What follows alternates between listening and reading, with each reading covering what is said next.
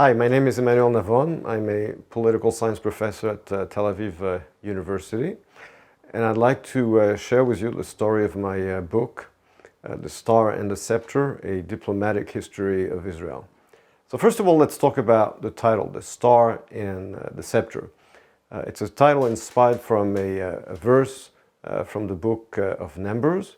A star should emerge from Jacob, and a scepter from Israel. And so I tried to understand what was the meaning of this verse. What is the connection between the star and Jacob and the scepter and Israel? Because at the end of the day, Jacob and Israel, in fact, are the same person. Israel is the second name of Jacob. Jacob was renamed Israel in Hebrew, Israel in English, after fighting with an angel in the middle of the night, before facing his brother Esau, or Esav in Hebrew. And to my understanding, the meaning of this double name is that Jacob had a twin brother, Esau, or Esav in Hebrew. And Esav was a man of power without spirituality, and Jacob was a man of spirituality but without power. And I think that the meaning of the name Israel in Hebrew, Israel, which literally means in Hebrew, fighter of God, means that neither Esav nor Jacob could really carry on the inheritance of Abraham and Yitzchak and Isaac. Jacob had to also internalize the need to have physical strength in the real world. And that's why he had to prove his ability and willingness of fighting in the real world in order to carry on the spiritual inheritance he received from his grandfather and his father. And yet, the biblical text keeps using both names throughout the Bible. Sometimes he's called Jacob, sometimes he's called Israel or Israel, which to my mind means that he never fully internalized the need to use force in the real world.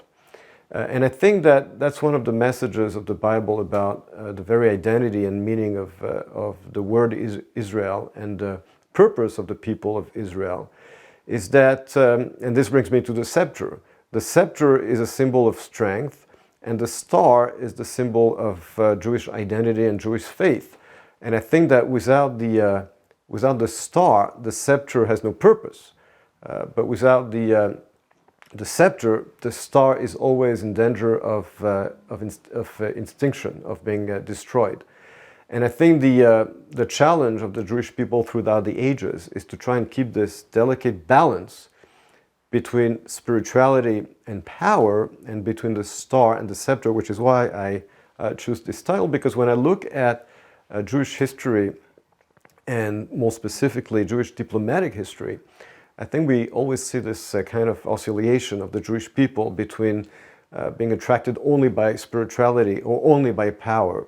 And I think that the secret of Jewish survival is this ability to find a delicate balance between the two. And this is the central thesis of my book, which looks basically at over 3,000 years of Jewish diplomatic history, of how Jews have been handling their relations with the nations of the world since biblical times to our days. And that's why also I dedicated a whole, 3 chapters in fact in the book on the topic of Israel and the nations in the Hebrew Bible, because I think we cannot understand how the Jews interact with other nations and how they perceive themselves in the world and in their relation with other nations, without understanding the Bible, the Hebrew Bible, which is the founding document of Jewish identity and Jewish faith. I think we cannot understand concepts such as a people that dwells alone, or the coming of the Messiah, or the animosity of Amalek, without some biblical knowledge, which is why I look at the concept of Israel and the nations throughout the Hebrew Bible. And there's also a lot to learn, even though the Bible is not a history book. But I think in terms of history and the relation between the Jewish people and the nations, there's a lot to be learned from certain books of the Bible, such as the books of Kings and the prophets, which is what my book does. And I think it teaches us interesting parallels. If you look, for example, in the book of Ezra and Nehemiah, when the Jews come back from Babylon to the land of Israel under the edict of Cyrus, the king of Persia at the time. So you can see already in the text back then that the new inhabitants of the land tried to prevent the Jews from rebuilding the temple, from rebuilding the land, and they used both physical violence and what we call today propaganda, trying to convince the king of Persia that the Jews are troublemakers, that they shouldn't be allowed to rebuild their country. And even though there's an official document allowing the Jews to rebuild their country, there's very, very terse opposition to the Jews on the land. And this really is remindful of what happened, of course, in the 20th century under the British Mandate, when you had a mandate of the League of Nations to let the Jews rebuild their country, but with the locals trying to oppose it. So I think it's important to keep this wide historical perspective, which is really what my book is trying to do, because, I decided really to write this book because I felt that after 70 years of independence, of Israel's independence, we were still lacking a book on Israel's foreign policy, a comprehensive book on Israel's foreign policy and on the diplomatic history of Israel. But obviously, when you say a diplomatic history of Israel, when do you start? So Israel, obviously, as we know, became independent in 1948. But on the other hand, the history of the Jewish people did not start in 1948. It starts over 3,000 years ago. So I think you need to really give this wide historical perspective, which I try to do, which is admittedly a very ambitious. But I think that the same way that if you wanted to write a diplomatic history of Russia, let's say, you wouldn't start with the Communist Revolution in 1917. And if you wanted to write a diplomatic history of France, you wouldn't start with the French Revolution, etc., etc. So you need this wide historical perspective. You had over 1,000 years of Jewish independence and polity in antiquity, the kingdoms of David and Solomon, and then the kingdoms of Judah and Israel.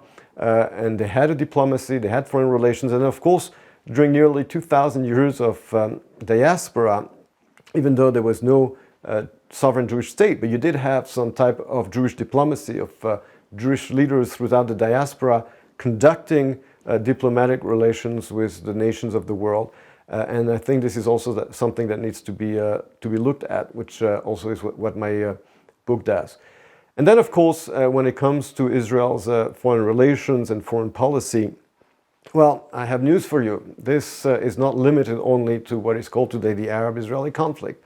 This is only one small part of Israel's foreign relation, and which is why my book looks at Israel's foreign relation with other parts of the world, Europe, the United States, Russia, the nations of Asia, of Africa, of Latin America, a very complicated relation with the United Nations, but also with the Jewish diaspora.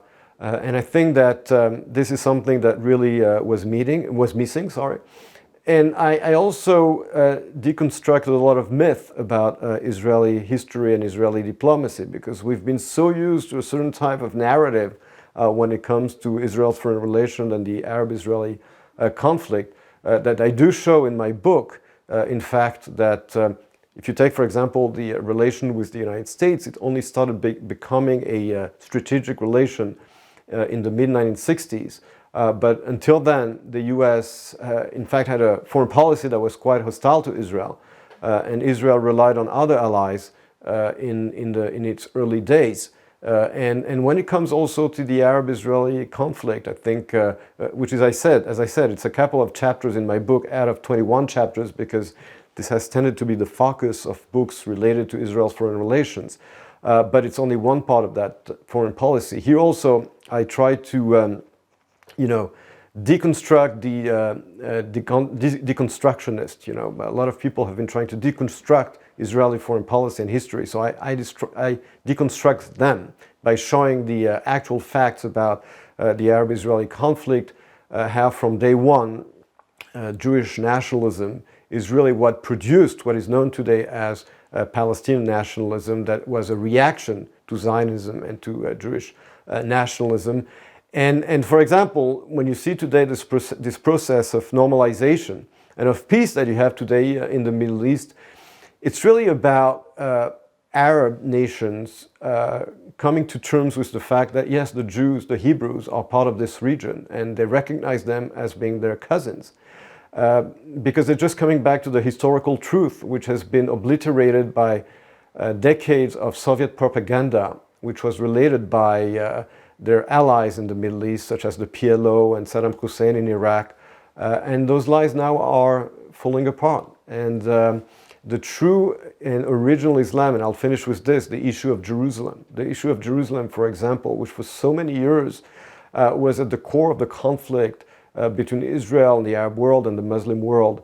As you're probably aware, and I show this in my book, at the Camp David conference in July 2000, Yasser Arafat simply denied the fact that there had been a temple in Jerusalem. This denial of Jewish history made it impossible to reach peace. When in fact, when you look at the sources, the actual sources of Islam, the original name for Jerusalem in Arabic is not Al-Quds, but Bait al-Maqdis, which is of course the Arab pronunciation of the Hebrew Bet HaMikdash. In other words, in their very language, the Arabs used to call Jerusalem the temple, the Jewish temple. And I think this is what we have today, is going back to the actual sources of Islam and of the history of this region, with Arabs finally recognizing that the Jews are their cousins, that yes, the Jews have a strong relationship with Jerusalem, and that's also why you have this normalization, which we had in the past already with Egypt, with Jordan, but also today with the United Arab Emirates, with Bahrain, and maybe also tomorrow with Saudi Arabia. And I think that if we really want true peace in the Middle East, it cannot be based on lies. And I think what failed 20 years ago with the Oslo process, a whole process that was based on lies, we cannot try to make it work. It's never going to work. I think if we want real reconciliation and recognition between Jews and Arabs, it has to be built on facts, on truth. It doesn't mean that we have to agree on everything, but at least we have to come back to the historical truth. And this is what my book is trying to do. And hopefully it will make its own contribution to reaching a more peaceful and prosperous Middle East.